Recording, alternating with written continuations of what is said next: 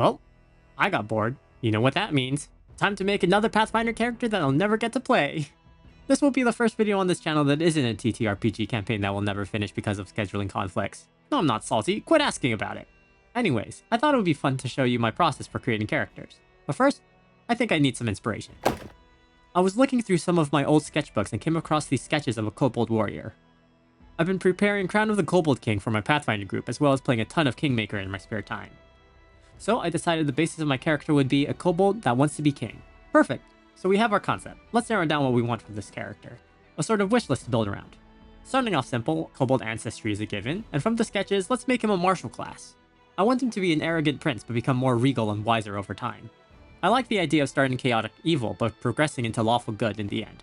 But we gotta add some charming trait to him in order for him to be likable instead of just, rawr, I want to be king. Add some dragon imagery, give him some type of crown, and I think that's the outline complete. This list will serve as a general guideline that is subject to change. If we find something fun that doesn't fit the original vision, it's fine to just add it in. I'll be building the character to level 20, but I won't go into every decision I make, just the ones I think that are worth noting. I'll also be using pre-remastered Pathfinder 2e options since I'm making this before Player Core 2 comes out. Starting off with ancestry, I chose Kobold with a blue dragon exemplar. I envision our Kobold to be a deep royal blue in color, and Lightning Breath sounds cool as well. You can really choose any heritage here. I chose Dragon Scale for the elemental resistance. Next, we want a martial class. I initially gravitated towards something like Fighter or Magus. I even considered Tyrant Champion as a possibility. But in the end, I chose Dragon Instinct Barbarian because I saw the potential to do something very, very stupid. You see, Kobold's Breath attack has a recharge mechanic, and the 6th level Barbarian feat, Dragon's Rage Breath, can only be used once per rage. Additionally, I can take the Dragon Disciple archetype to gain access to the Dragon Breath focus spell. At level 8, you can use a breath weapon every turn for 5 rounds if you were lucky enough. Is this optimal? Probably not. Is it fun? Heck yeah, it is. For the Dragon Instinct type, I chose gold because I think blue and gold are a good color combo. Next, we turn to background. Since we have the dragon side nailed down, let's focus on the regality of our character. The two obvious options for royalty are squire or noble, so it makes sense that I didn't choose either of them and pick the printer background instead as an opportunity to inject some charm. Our kobold was apprenticed in a bookstore where he became fascinated with books of noble kings and dashing knights. He studied etiquette and memorized heraldries in hopes of becoming royalty. Our beginning stats are +4 strength, +2 dexterity, +1 con, 0 wisdom, 0 intelligence, and +3 charisma. As we level up, prioritize raising strength and con, splashing in intelligence and charisma whenever it seems appropriate. These will be our starting proficiencies. Let's go for an intimidation build with a secondary focus in society for social encounters. We'll also take the raging intimidation feat to allow us to demoralize while raging. With level 1 finished, I'll be going through the build by feat types rather than by level. I also color-coded the feats by how essential they are to the character. Blue for necessary, green for good, and orange for replaceable. Note that this is not a min-max guide, as some of these choices are more roleplay and character-driven. I want to show character progression through skill and general feats. To embody our Kobold Prince's self-education, I took courtly graces. Our budding king must know proper manners and be able to mingle among the upper classes. On the combat side, taking any of the intimidation feats as they come available gives good support for allies. I like taking the sign language or read lips feat because you'll be surprised how often these come into play, especially if other members of the party take the same feat. Untrained improvisation is an amazing feat for low skill point classes, giving a level bonus to all your untrained skills. You could take this feat at level 3, but I decided to take it at level 7 to show that this character is rounding out their skills instead of relying solely on intimidation and high society tactics. At level 11, Home in Every Port incorporates the reputation, good or bad, that our character has earned over the course of their journey, a key step for our character becoming a leader. After this point, investing in diplomacy with feats like Group Impression and Shameless Request shows that our kobold is starting to think of others instead of themselves. For the capstone feat, Assurance, we can choose either society or diplomacy, solidifying our growth to becoming a king who is able to run a country.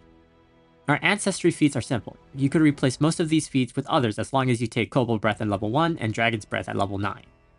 Class feats are also surprisingly simple, as there are only a few feats that are really necessary. Even the capstone feat here can be replaced, as neither Quaking Stomp nor Unstoppable Juggernaut feel thematic for what we're trying to achieve. If your table is not playing with the free archetype variant rule, your class feats will look more like this. If you are using free archetype, your initial archetype should be Dragon Disciple, getting the Breath of the Dragon at level 8, and Disciple's Breath at level 16. If you need additional archetypes, consider Champion or Martial for more combat options, and Linguist or Lore Master for more skill options. Wahoo! We finished the build. Now it's time for the most time-consuming part, choosing a name.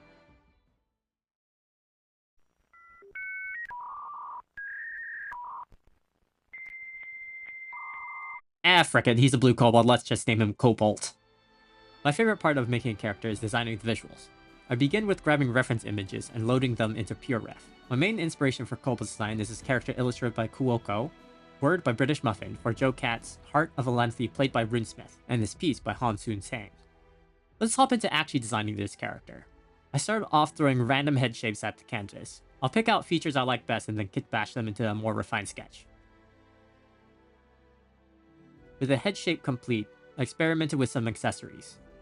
I really like the hanging jewelry and the crown around his horn. Here I'm blocking out his body, giving me a base to design his clothing.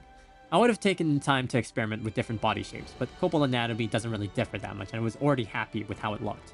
The first clothing design was closest to my original sketch with a fur collar and sleeveless shirt. My next sketch was regal in design, sporting a cape and cravat. The third design delved into his barbarian side with an open shirt and more naturalistic jewelry, like colored ropes and beads. The last design was an experiment to see how armor would look. In the end, I combined mostly the original design with elements from the barbarian concept, and a little bit from the royal design. Deciding Kobold's equipment was a challenge. I'm a huge fan of small creature big sword, but I wanted something other than a great sword or an axe. But as I was scrolling through references, I came across this piece by Max Gibson with a character using a Mordhau grip. Here's the idea. Kobold found a magic sword that can only be drawn by a king. Kobold is not a worthy king at the beginning of his journey, and is unable to draw the sword from his scabbard, so instead, he uses it like a maul.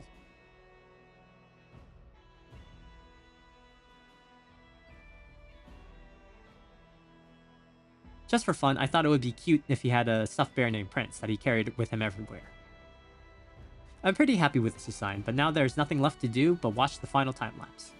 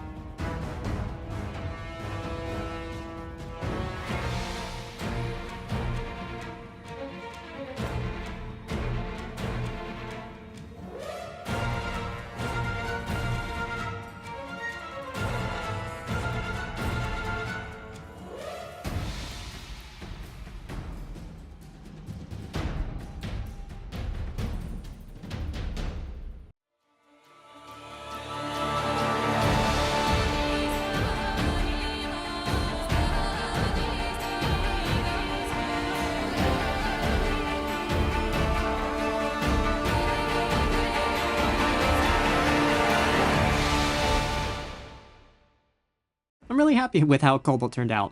It took me a while to render his scales, but I got there eventually. How do you think our character turned out? What would you like to see changed, or how would you approach making this character? This is just how I like to build characters. I focus on thematics first and then support the idea with gameplay. Feel free to use Kobold in your Pathfinder games. Tweak the build as much as you want, it's yours for the taking. This is definitely an experimental video, so let me know if you enjoyed it. No promises that I'll continue doing projects like this, but hey, I had fun. And I hope you had as much fun watching this video as I did making it. If you liked the video, consider supporting me on Patreon. I do some art stuff, especially TTRPG character designs. Thank you for watching. Peace!